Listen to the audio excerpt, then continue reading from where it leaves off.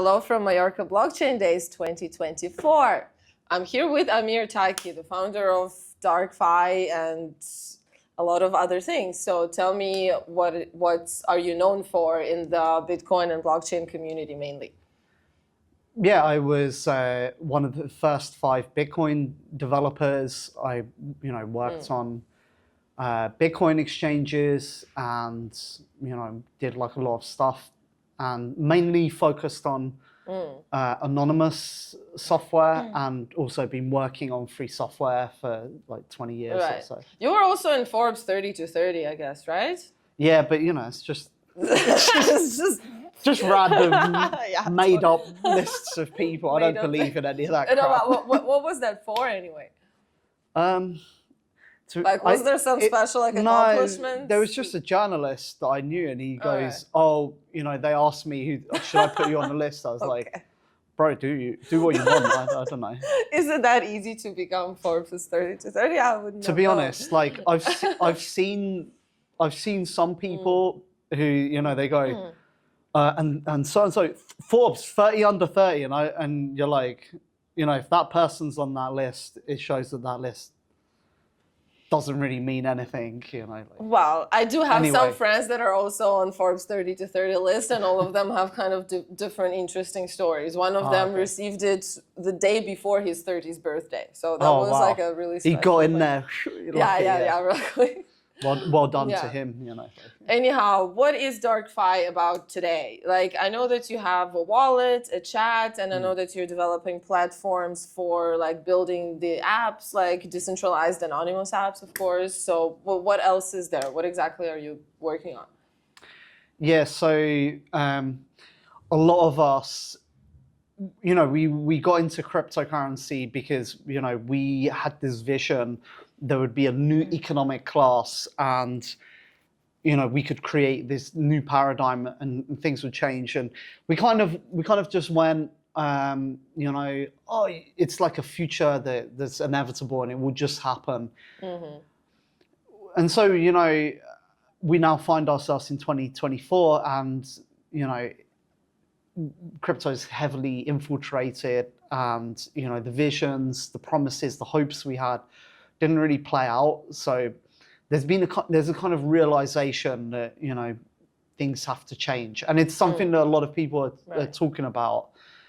At the same time, the technology is moved huge amount, like with invention of zero knowledge proofs, all the cryptography, loads of stuff. And so DarkFi is like our attempt to create that vision, to bring forth that vision into being using the modern cryptography. So we've created our own system, our own platform where we have the freedom to explore unhindered by, the past decisions that were made by, systems, by whatever exists before, to like really go as far forward as we can to like chart new territory and to like deliver these applications that we want to see exist, like applications like anonymous DAOs that allow people to collect capital and to allocate it collectively, marketplaces where people can buy and sell goods online. We saw the Silk Road years ago. There are markets where people buy and sell with cryptocurrency. Some of them are anonymous, but we don't yet have like a peer-to-peer anonymous one. And it's like, it's been possible for a long time. I don't know why it hasn't been made. I was just mentioning DAOs, and, interestingly related to that is Assange DAO, which raised 55 million to free Assange. And, but also related to that. And there's a certain success. And related to that, and is WikiLeaks. So I always thought that, there should be a leaking platform where the people who leak, Hollywood movies and government UFO documents or even corporate spying, corporations have a business model where they spy on their workers? They have business model which is like, oh, I have corporate secrets I need to protect from my competitors. Wow. And that create obviously the corporations like dominate our lives, but you know, I've always had this thought: what if suddenly that it was no longer economically feasible for them to hide information, because there'll be a marketplace where people are buying and selling information. So other corporate competitors could bid on that information. So it should be possible to create a leaking platform with incentives for leakers and ways to authenticate the information. So, you know, just on a personal side, that's also something I find really interesting to explore, because we've seen information itself become really valuable. But yeah, your question was about DarkFi. DarkFi is like our kind of sandbox, because we're developers, you know, we're ideologically motivated. You know, we want to create, so we wherever the technology goes, you kind of follow it or something. Yeah. So are you thinking to follow the AI path, or what do you think will happen with AI? No, I've got nothing to do with that. That's like really trendy now. Everybody's going. Yeah, everybody's going. I even hear like kids in the street going, "Oh, ChatGPT, AI." To be honest, it's like, I could talk about AI, but I don't know anything about it. People program with the help of ChatGPT nowadays. Like you just ask it and it writes whatever code you want it to. And I don't know if anyone have ever used it to create anything anonymous or something like that. Or like, where actually does the privacy stands with AI, in your opinion, in the future? Because AI kind of destroys privacy and destroys anonymity and like its fundamentals, basically. So where do you think it all goes, like with the world? What you said is correct, which is, so when I say that to people, if I say what you said, then people kind of answer back, go like, oh, but it doesn't need to destroy privacy. Okay, sure. But there is an economic interest behind AI that's pushing AI, and they are big, large surveillance capitalism corporations that have huge amounts of money. They're connected to the deep state. They have so that is the economic interest behind AI right now. And there's even like a video of a military product called, I think it's Palantir, which is Peter Thiel's company, and it's called AIP. And in the video, it's like a video you can find on YouTube. It's 10 minutes, but it's like a demo of their product. But it's showing like an operator. It's like, it's got an interface, and it's like you're chatting with someone, but that someone is an AI. And the AI is going, like, giving you all this information, going like, oh yeah, you know, we've detected people in this sector, and then it will like show a map, and it will show the groups, and then it goes like, oh, I propose there's 3 different strategies we can take, and it will like to kill all of them. Yeah, exactly. Like, and it will lay them out, and then the operator kind of goes like, oh, tell me more about strategy 2, and then strategy 2 it will kind of like go, and it will start giving stats and everything. And then they will go, okay, let's go with option 2, and then it will show, okay, we're doing the first phase, we're mobilizing the drones, and it will show like them moving the drones, but it's like a drone swarm. So the operator's not controlling the drones, it's the AI controlling the drones, but the operator's giving directives to it. And it's just, when you see that military tech, how it's been operated, like obviously scary. You should definitely watch the video. There's a huge, it's like, obviously there's a huge amount of infrastructure that go behind that, like, you know, like the computers and used for the AI, but also all the drones, all the intelligence, like all of that info which the operators are accessing to and harnessing.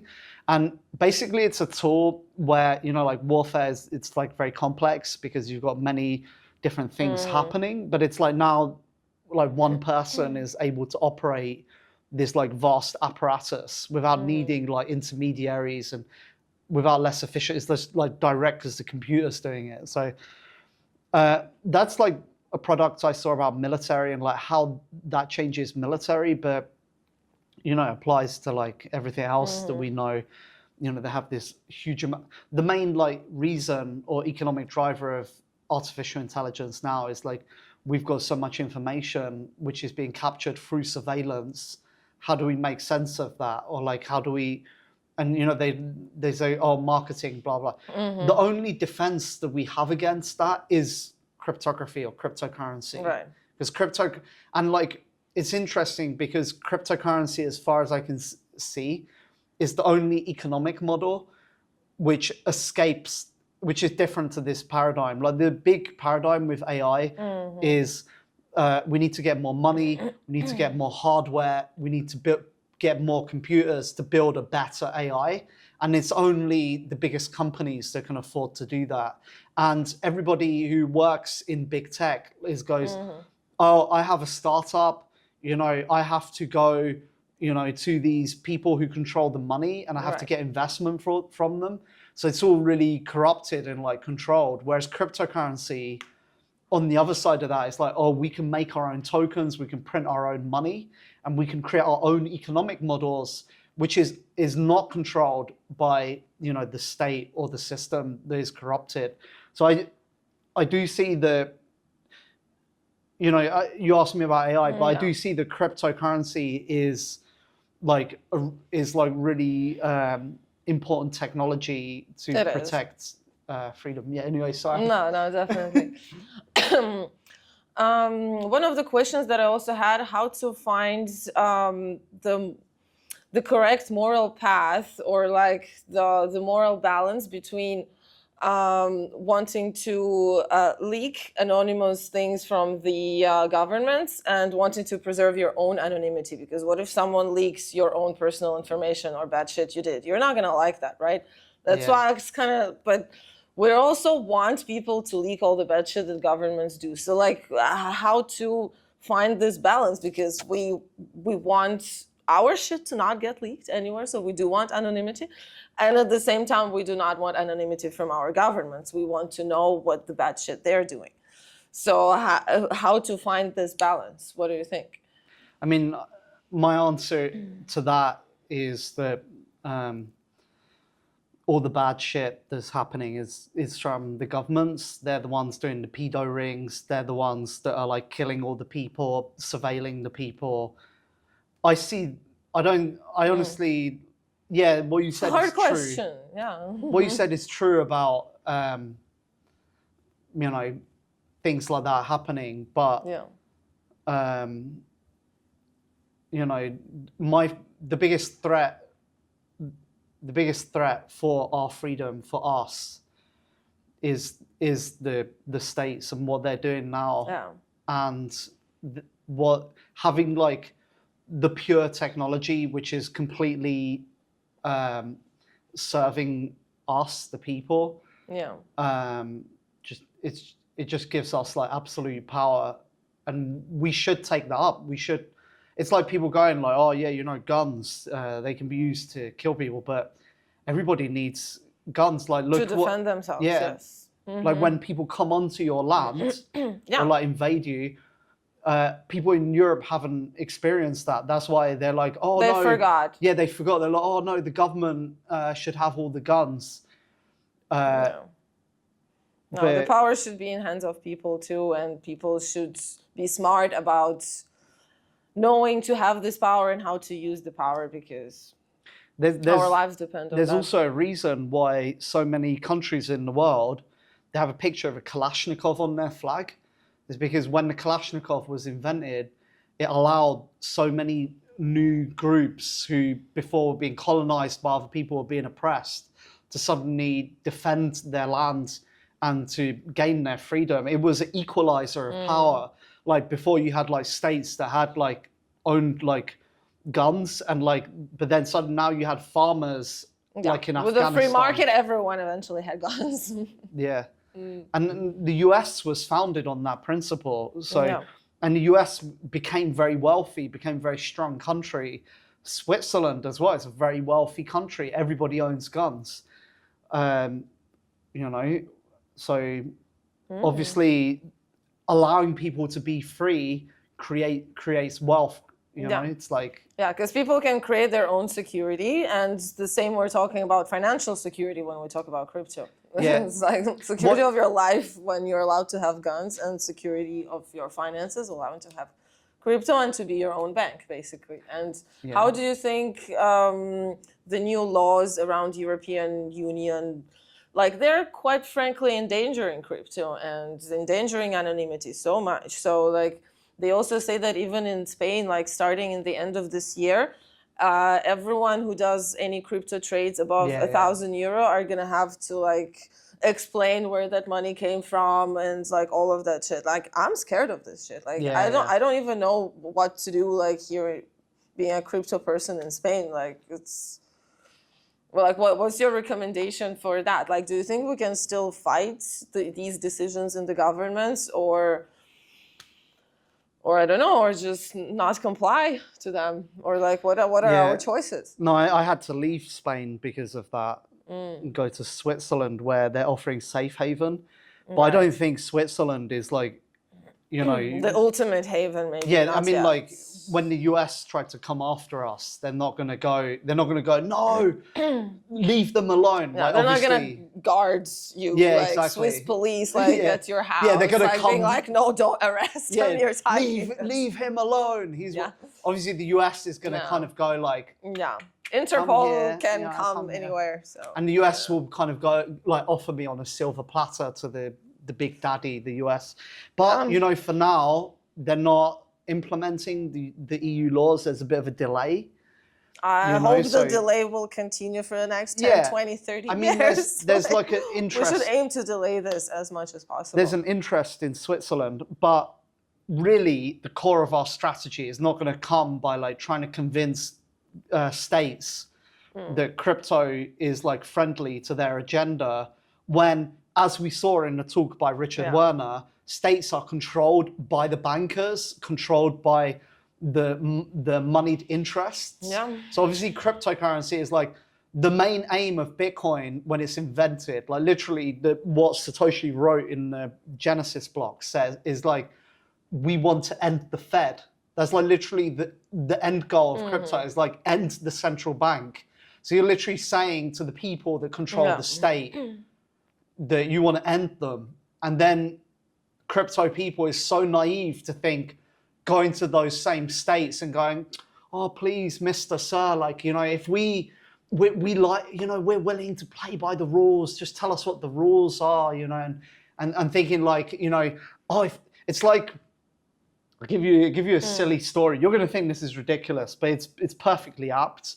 What's the story? I mean, I don't want to tell the full story because it's even more crazy, but I'll tell just part of it, which is that ISIS got a Japanese guy, and there was another Japanese guy that knew him, the Japanese guy that got thing, but he was a Christian, and he was like, you know, like, I'm a man of the faith. ISIS, they're men of the faith, and he made like a video on his, like a selfie video on his phone, and he goes, I'm about to get a taxi to their capital in Raqqa. I'm gonna just talk with the guys, like be reasonable with them, and you know, try to get my friend released. And he's like, yep. So that's what I'm doing. And he switched off the phone, and he got in the taxi, and he went to Raqqa. ISIS literally just captured him, and they had 2 Japanese people, and then they ransomed them for money until they executed them. That was his fate. He was like, he was like, oh, ISIS, you know, if only I can reason with them without realizing. With terrorists. Yeah, I know. It's like, but who is the biggest terrorists of all? Is the ones that kill 2 million people in the Middle East, killing loads of people around the world.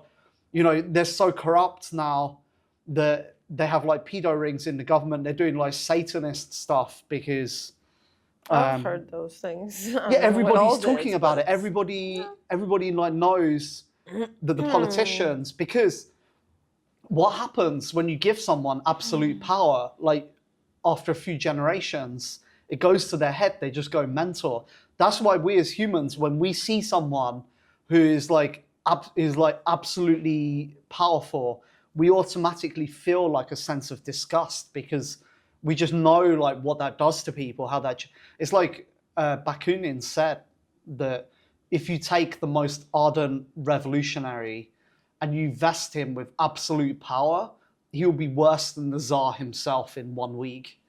So it's like, that's Then literally who the should be in the power? politicians. Huh? Then who should be in the power? Or nobody Me. should have the power. We should be in So power. we should be in the power. But Yeah.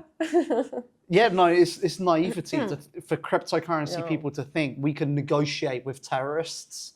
So we need to, the only protection we come is by using the cryptography, using the technology to engineer self-defense that the police and the FBI can't come after. There's a talk by James Comey, director of FBI in 2013, and he said that he talked about the going dark problem, that the use of cryptography technology threatened to create dark spaces in the internet in which law enforcement cannot go inside, cannot intervene in. I think that's based. I don't know why crypto people would be against that. That sounds amazing. That's what we need to have. Free spaces where law enforcement does not exist, where the state does not exist. The thing is where that it's sometimes rendered that law powerless. enforcement, it could be like a regular person, or at least pretending to be a regular person and then getting in. So it's not like you Yeah. can totally prevent any law enforcement getting in. Yeah, but what are they going to do? Everyone's anonymous inside. Well, They can't do yeah. anything. We're all protected. We're doing free market trades. We're aggregating capital. We're freeing Well, unless political it's prisoners. P2P and you actually come physically and meet in the P2P. real world. P2P and anonymous and censorship Yeah. resistant. Look, that's what my back says. I know. Anonymous, uncensored, sovereign. Yeah. That should be our motto in crypto.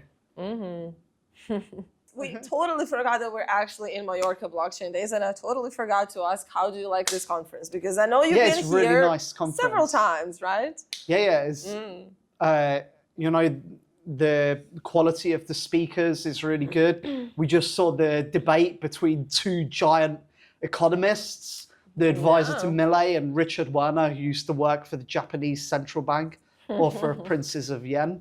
And that was mind-blowing debate. That was excellent. And and Roger Ver is here. And Now, like, who would have loads of- thought?